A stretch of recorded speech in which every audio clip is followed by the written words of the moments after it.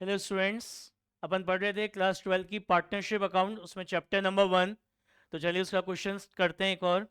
तो निकालिए अपनी डीके गोयल का page number 1.11, page number 1.11, question number 9, page number 1.11, question number 9। पढ़िए क्वेश्चन क्या कह रहा है, आप पढ़िए क्वेश्चन क्या कह रहा है। A B and C were partners in a firm having a capital of rupees 2 lakh and 80,000 respectively. कह रहा है एबीसी की कैपिटल दे रखी है आपको 2 लाख और 80,000 रुपीज ऑन 1 अप्रैल 2022 को। कह रहा है देयर करंट अकाउंट बैलेंसेस वर, ए के कितने हैं 20,000, बी के कितने दे रखे हैं 10,000 और सी का दे रखा है 5,000 रुपीज डेबिट बैलेंस किसका, करंट अकाउंट का। कह रहा है according to the partnership deed the partners were entitled to a interest on capital at the rate 10% per annum. कह रहा है पार्टनरशिप डीड के अकॉर्डिंग पार्टनर्स को उनकी कैपिटल पे हमें इंटरेस्ट देना है, कितना परसेंट, 10% पर एनम। कह रहा है B being a working partner was also entitle a salary of 6,000 per quarter. कह रहा है बी हमारा वर्किंग पार्टनर है तो हमें उसको 6,000 रुपीज पर क्वार्टर की सैलरी भी देनी है। The profit were to be divided, कि आपका जो भी डिविजिबल प्रॉफिट आएगा उसको कैसे बांटना है। First 60,000 the proportion to their capital, पहले 60,000 तो उनकी कैपिटल के रेशियो में बांटने। नेक्स्ट 1 लाख अपन को बांटने 4:3:1 के रेशियो में। और remaining profit to be share equally, और जो बाकी बचे हुए प्रॉफिट्स हैं वो कैसे शेयर करने, इक्वली शेयर कर रहे हैं। The firm made a profit of rupees 2,80,000 for the year ended 31st March 2023 before charging any of these above items. कह रहा है prepare profit and loss appropriation account, आपको पीएनएल एप्रोप्रिएशन अकाउंट बनाना है और इसकी नेसेसरी जर्नल एंट्री करनी for the अपॉर्चमेंट of profit. देखिए तो अब यहाँ पे क्या करना है, पीएनएल एप्रोप्रिएशन अकाउंट बनाने को कह रहा है। तो अपन बनाएंगे profit and loss appropriation account for the year ended 31st मार्च 2024। देखिए स्टार्टिंग से करते हैं।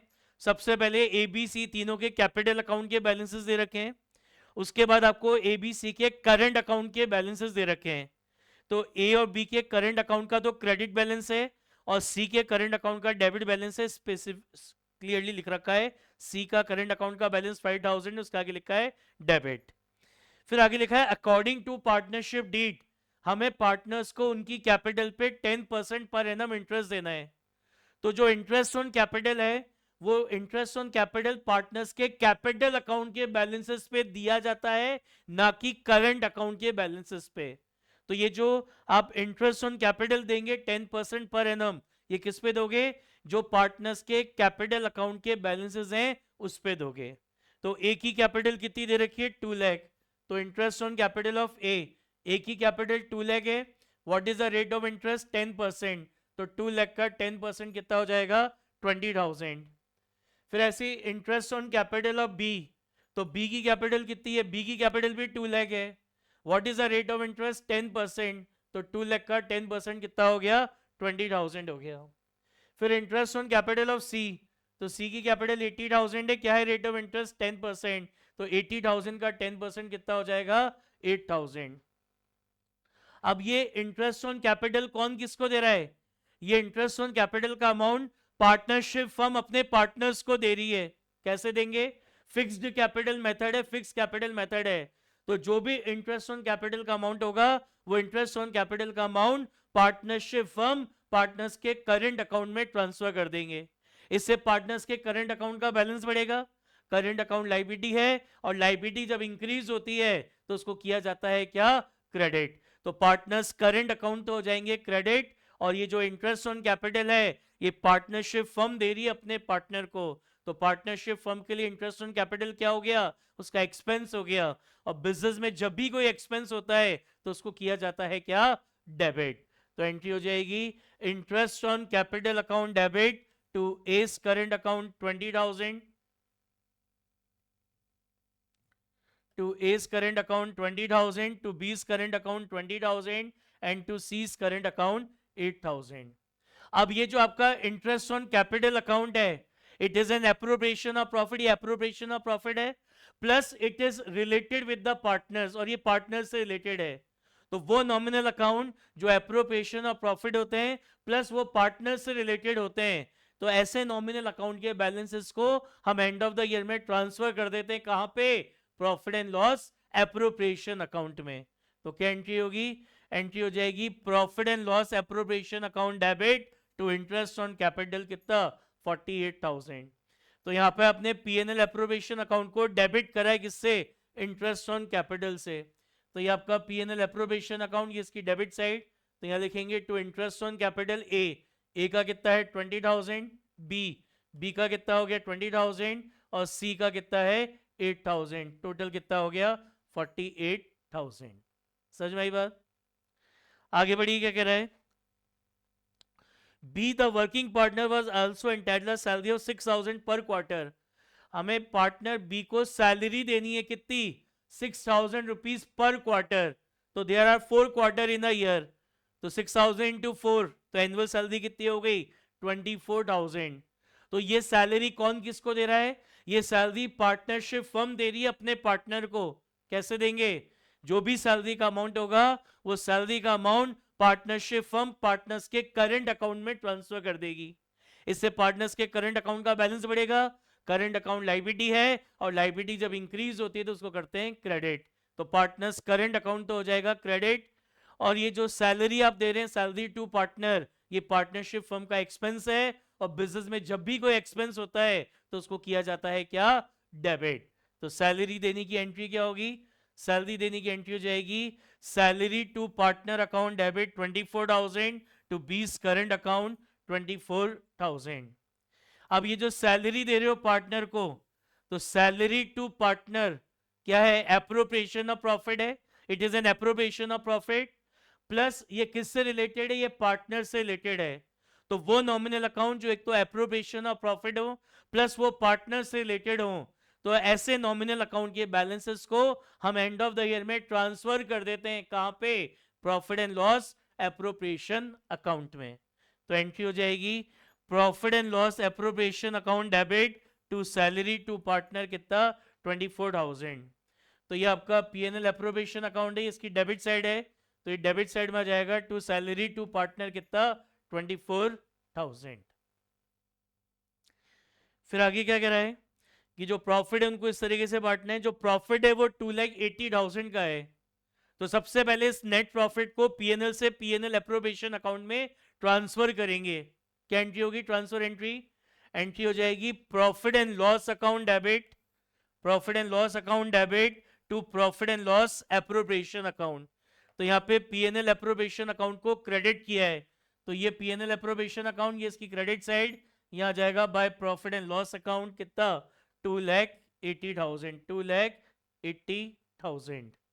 ठीक है, अब प्रॉफिट्स को बांटना है, तो सबसे पहले प्रॉफिट निकालते हैं, डिविजिबल प्रॉफिट निकालते हैं। कैसे निकलेगा, क्वेश्चन में और कोई एडजस्टमेंट नहीं है, कैसे निकलेगा, 2,80,000 है, माइनस करेंगे 48, माइनस करेंगे 24,000, तो ये आपका डिविजिबल प्रॉफिट आ गया कितना 2,08,000, बैलेंसिंग फिगर ये आ गया डिविजिबल प्रॉफिट 2,08,000।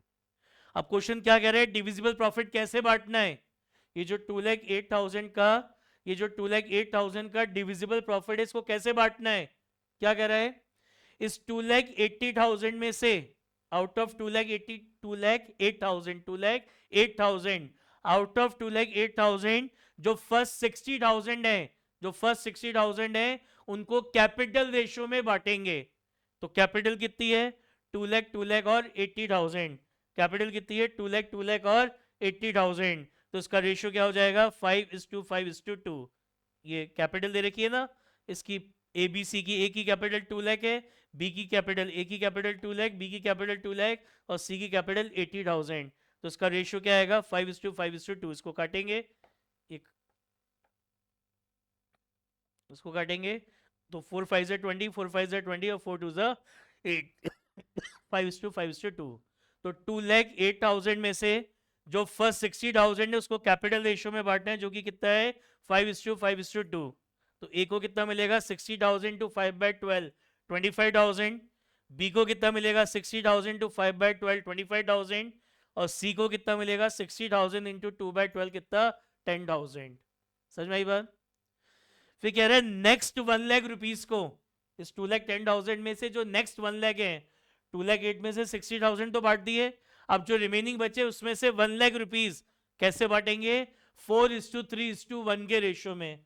तो नेक्स्ट 1 लाख को बांटेंगे 4:3:1 के रेशियो में। तो ए को कितना मिलेगा? 1 लाख इंटू 4/8 50,000।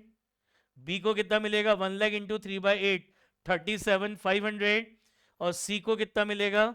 सी को मिलेगा 1 लाख इंटू 1/8 कितना? 12,500। फिर क्या कह रहा आगे?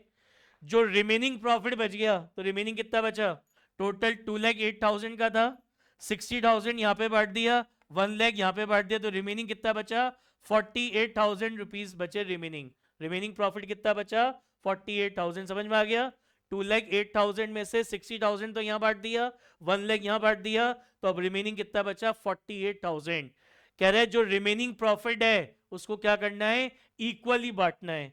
तो जो रिमेनिंग 48,000 ये तीनों में इक्वली बटेगा, तो 48,000 को तीनों पार्टनर्स में इक्वली बांटेंगे, तो ये आ जाएगा 16,000, 16,000 और 16,000 तीनों में इक्वली बांट दिया।